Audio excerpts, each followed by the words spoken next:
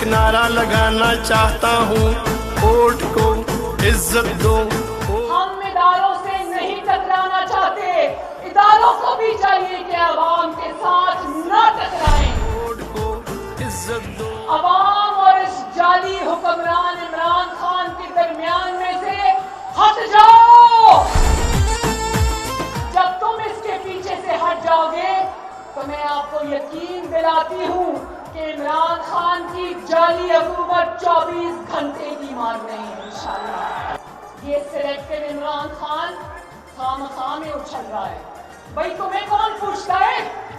इसका किरदार एक खामखा का किरदार है, इसको कोई नहीं पूछता।